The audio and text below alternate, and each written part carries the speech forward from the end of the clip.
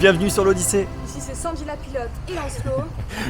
Nous sommes actuellement en tour du monde pendant 2 ans, mais plus particulièrement dans la région de Pisco, à Paracas, au Pérou.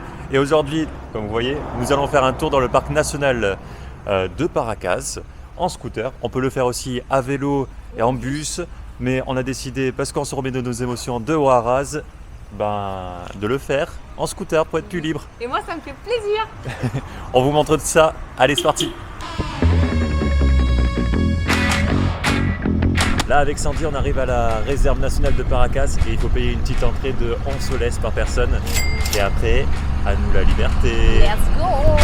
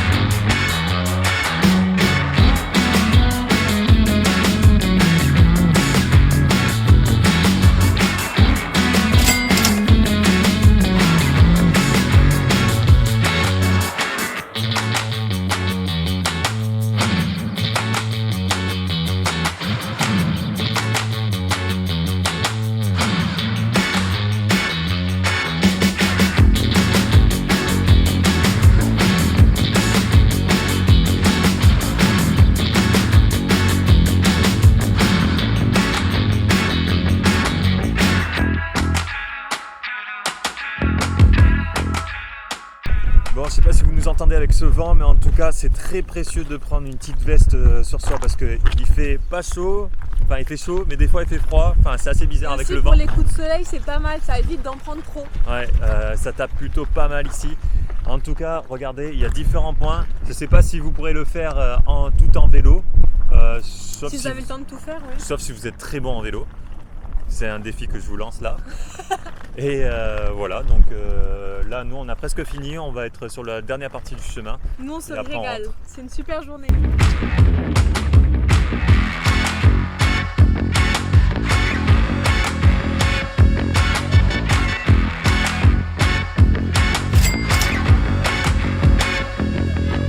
Bon, on vient de rendre le bolide de Sandy. Là, on va faire 2-3 petites courses. Après, je vous montre l'hostel. Et on se retrouvera après avec une petite séquence image directement à Huacachina, à Ica, où on va vous montrer une petite oasis dans les dunes.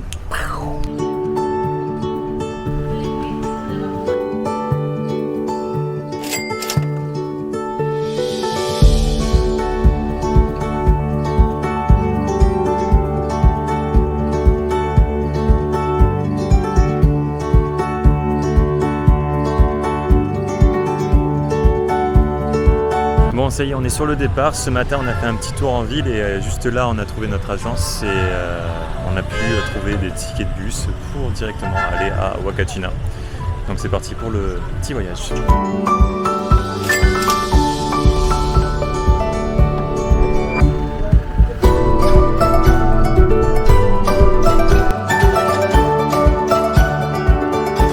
Nous voilà dans un oasis au désert, donc à Huacachina. Malheureusement, comme vous pouvez le voir, il fait pas très beau aujourd'hui. Il pleut dans un désert et il y a du vent dans le désert, donc pas de chance pour nous. Donc on a décidé d'annuler ce qu'on voulait faire ce soir, c'est-à-dire un sunset tour en buggy. Et on le fera plutôt demain. Donc on a profité pour faire le tour des agences et on est tombé sur Jesus qui a Desert Extremo. Et en gros, qui est super gentil. Ouais, qui est gentil. Et en gros, on va enchaîner 2 trucs. On va faire le Canyon de los Perdidos, qui est un trek qui est un peu situé loin d'ici. Et on va revenir à 3 heures. Et là, on n'a qu'une heure pour se reposer pour enchaîner avec le Sunset Tour en buggy.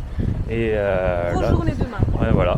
Donc, on vous invite à voir ça. Mais avant, on vous propose de voir notre hôtel.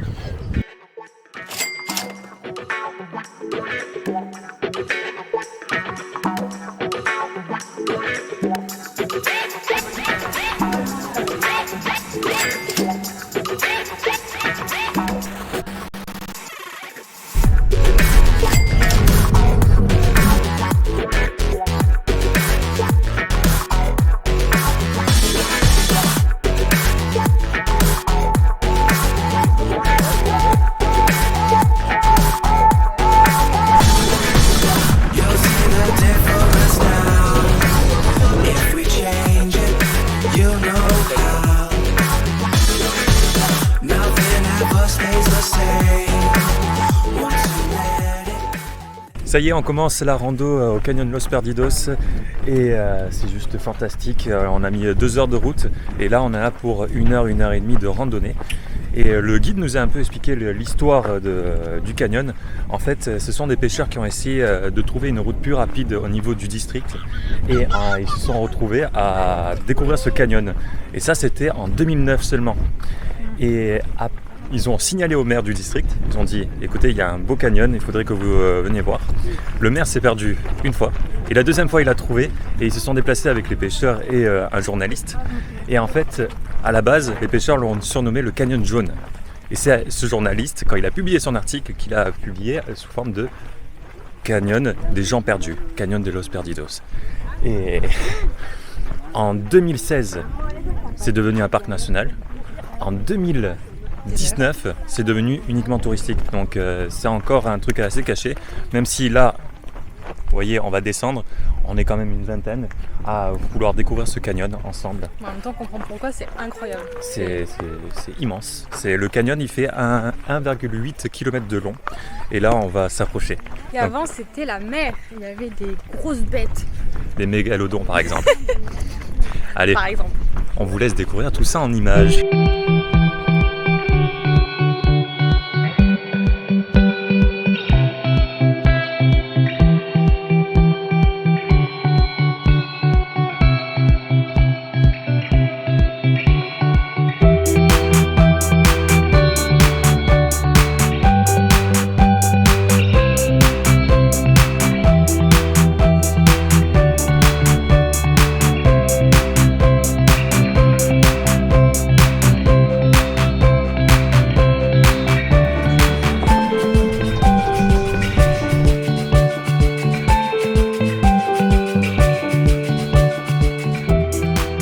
Nous voilà rentrés du canyon, là on se dépêche parce qu'il ne reste plus qu'1 heure avant notre buggy tour.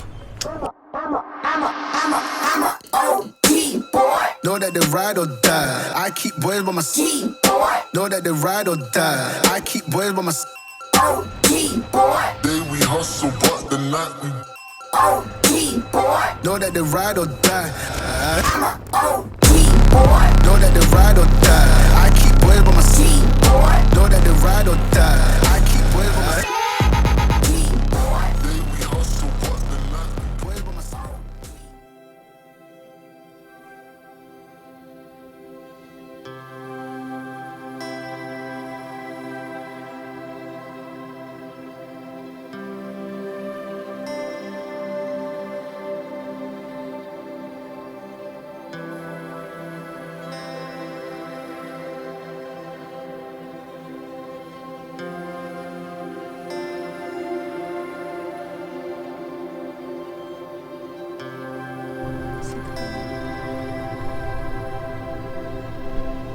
On a quand même un peu de chance.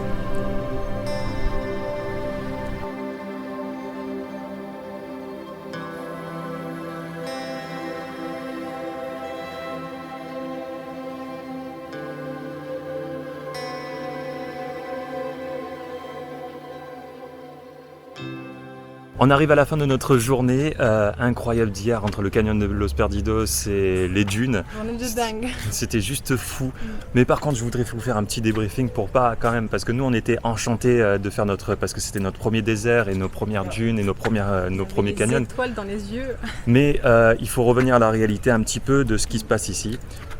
C'est très touristique et donc très pollué.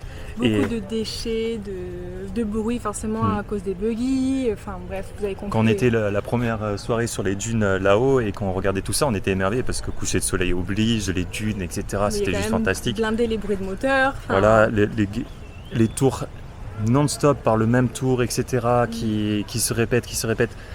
C'est quelque chose de particulier quand même et on se croirait à un petit Disney et c'est un petit peu malaisant parce que vous êtes là pour apprécier la nature. On vous aborde toutes les 2 minutes, tout est business. Voilà. Ouais, ça c'est l'Amérique latine en Par général, exemple, mais juste par exemple par rapport à notre buggy tour qui est incroyable, qu'on recommande par rapport à son prix, etc. Surtout pour un tour privé, c'était pas cher par rapport à ce qui est proposé ici. Et en fait, quand on est monté dans le buggy, il a quand même essayé de nous faire monter avec d'autres personnes. Et quand on a demandé un tour privé, donc on l'avait déjà payé. Et c'est un petit peu bizarre, donc il faut faire attention. Et je pense que c'est quelque chose qu'on va retrouver ici en Amérique latine et surtout au Pérou. Et aussi au niveau des tours, tout est chronométré. C'est genre vous avez 1 heure, 2 heures sur place et basta. Mais même il y a des copains qui ont loué pour 2 heures, au final ça a duré 1h10. Donc voilà, il faut faire attention, on est en Amérique latine, c'est normal, mais on a drôlement apprécié, surtout que c'était notre premier tour, etc. Donc on va passer, bien sûr, la semaine prochaine, on va changer de destination et cette destination nous tient plutôt à cœur parce qu'il y a plutôt des bonnes aventures. On va nommer la ville de Cusco. Et Cusco, on y reste 10 jours, donc il y aura de quoi voir, je pense. Voilà, on va faire plusieurs vidéos là-dessus, je pense. Et en tout cas, si vous avez aimé cette vidéo, n'hésitez pas à laisser un j'aime, un commentaire ou tout simplement à vous abonner. Et on leur dit ciao.